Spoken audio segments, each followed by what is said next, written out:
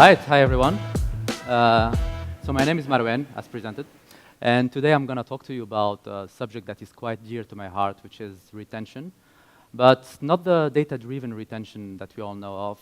I wouldn't presume to come here and teach you something new about data-driven retention, but I wanted to talk about the retention that really taps into emotions.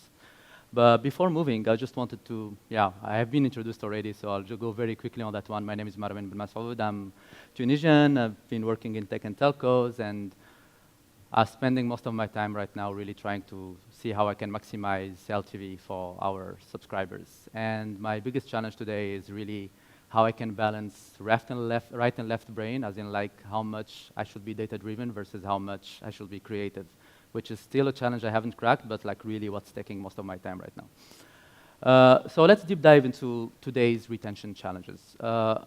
You all marketers here, so you know why retention is crucial, but just sharing a few numbers here.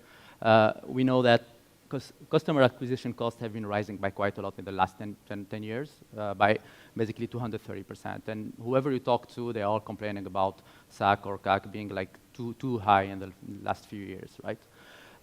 We also know that increase in retention now is really important. So plus 5% increase in retention would lead up to 75% profits. And we also know that the more you stay on any app, basically the more you're gonna spend. So this is an industry-wide thing, but in Spotify where that will basically translate into the more you are retained in the app, the more your conversion rate will be high.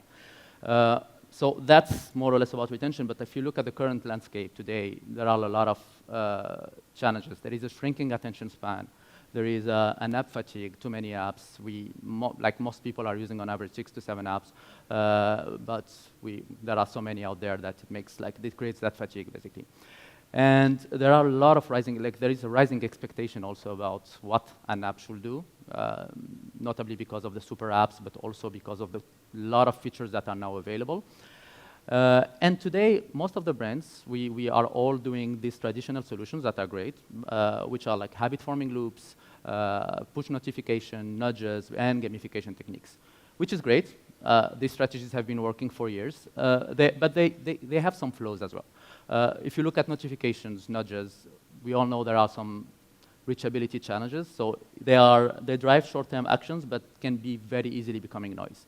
A lot of people will opt out from communications, your reachability is affected, and so on. So it's great for those who have the bandwidth to really absorb these notifications. Habit loops are also great.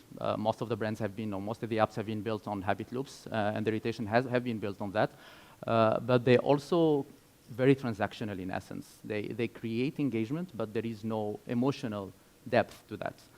And then gamification, similar as well. Gamification, we all saw the great examples from Duolingo and other players.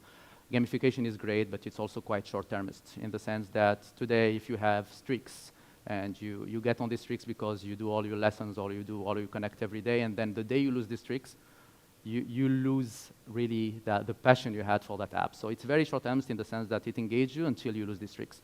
Similar for badges. It's fun in the beginning. You start collecting the badges. After a few months, you get bored, and that methodology doesn't work anymore. So there is a missing link that we can definitely do. And in short, basically, these traditional retention strategies, they brought us very far. They work. They're proven. They are effective. But something crucial is missing. And that thing is basically based on the fact that people want connection, whether with a brand or with the app or whatever. And basically, they want something beyond just the regular transactional engagement. They want to find emotional bonds with the brands. They want the brands to understand their need. They want to feel valued. They want to feel appreciated and not just entertained on the app. And they want to have meaningful relationships in the sense that they want authentic connections within the app. So this is what we're trying to do. We try to really design for moments that matters. And there are 3 key things that we're trying to follow, 3 key principles. The first one is that emotion creates memories. People will remember how an app made them feel, much less the features of the app. The connections that you have with an app, this is what drives loyalty. So if you basically have personal experiences, this is what builds the relationship. And then FOMO is also another theme because people don't want to be excluded, don't want to feel that they're not part of that community or not part of these perks that are being offered. So that's also another one that we are looking at. So today, I just want to make it very clear that whatever we're looking at, this is completing the usual loop that we have. This is not replacing it, because we still need that data-driven approach, the smart retention mechanics that we have. The fact is, this data-driven approach, an AI will be able to do it very, very soon, right? But the other part, which I'm going to detail here, we need human intervention, at least for now, and because we need to understand our audience, we need really to tap into that. We need to do things that a machine cannot do. So these three angles are belonging, as in creating a sense of community. FOMO, which is about highlighting really the unique experiences to other users so they know that you have the chance to get these. And the fandom, as in like really rewarding our superfans. I'm going to explain what we do here, but just a note, everything I'm going to show today is really on retention for subscribers. So anything you will see is basically around Spotify Premium rather than Spotify in general. So when we talk about belonging, I'm sharing a few examples of what we're doing. We have the fandom hubs. Fandom hubs are basically in a few markets, like K-pop hubs, India hubs, and so on, India pop hubs. And these are like a place where users go, only premium users will go, and they find exclusive interviews, exclusive videos, a lot of things that are like not existing outside of the Spotify Premium world. And that basically reinforces that sense of belonging that you're part of that hub, and not many people are. And we also do listening parties. You probably remember during COVID, Clubhouse, where people would connect and like talk to each other, and like people are talking and other engaging. So a few years ago, we bought a company that was doing the same thing. We called it Greenhouse, and we built, based on that, we built a new feature that is called listening parties. And listening parties is artists, or like artists or Bollywood stars or whatever, like will be connecting on there. And people will be engaging with them and asking them questions and interacting with them, and other people will be listening, obviously. And listening parties is also part of what is really reinforcing that sense of belonging, because you really get access to these things as a premium perk.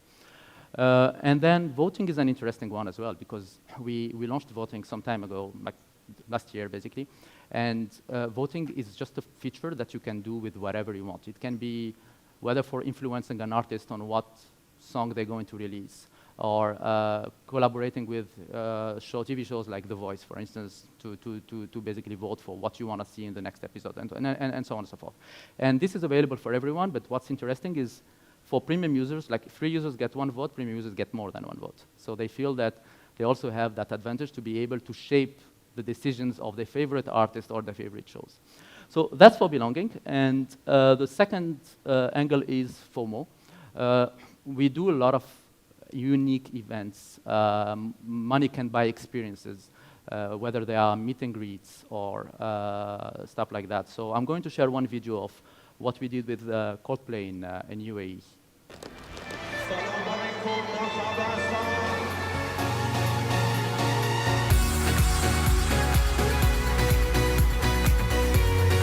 So we're gonna see Coldplay today. Very, very excited. So exciting. Super, super excited. We are super excited to listen to Coldplay. Super duper excited.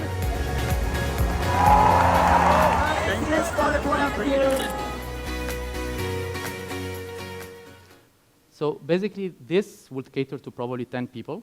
They're probably going to be retained, but that's not our end game. Our end game is really to do as much of these things so people feel that when they are Spotify Premium subscribers, they really have the chance to do these unique things.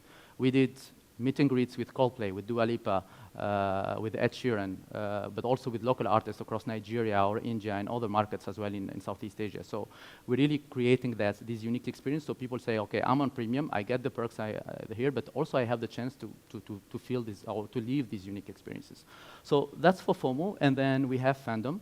And on fandom, there are a few features. Most of them are still like really being tested in some markets, but they are available in some of the countries.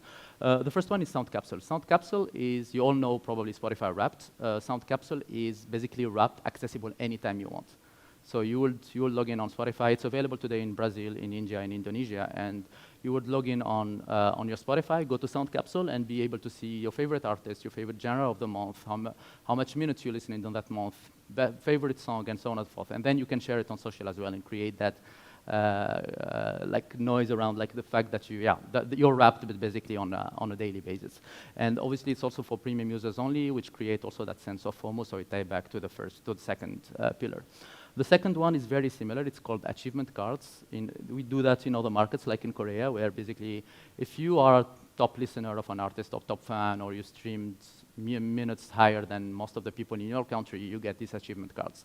And you get the chance to basically share them on social media, and that's also a premium feature only. And then Premium Delights is a bigger theme, I'll say, which is offering things to our premium users, whether they are pre-sale tickets or discounts on tickets or many things like that. The interesting part here is that we're giving these opportunities to top listeners of artists. So in these examples, if you're a Thames top fan, you will get that messaging to tell you that you can go to SoulDXP and you will have like whether a pre-sale or a discount, and we do that with many of the events right now. So that's overall what we're trying to do today to drive these emotional retention. Although obviously we have been like really spending most of our time historically on data-driven approach, but we're completing it, as I was saying earlier, with that. And we're not the only one, like I'm sure you know, but like brands like Nike through their Runs Club, Netflix through their watching parties, PlayStation with since they revamped their PlayStation Plus tiers and so on, they're all really doing that. So we're not, that also shows that like we all started really to tap into that emotional bond. And I'm sure a lot of you also here are doing the same. So yeah, just to wrap up, I would say let's keep creating moments that matter. Thanks a lot.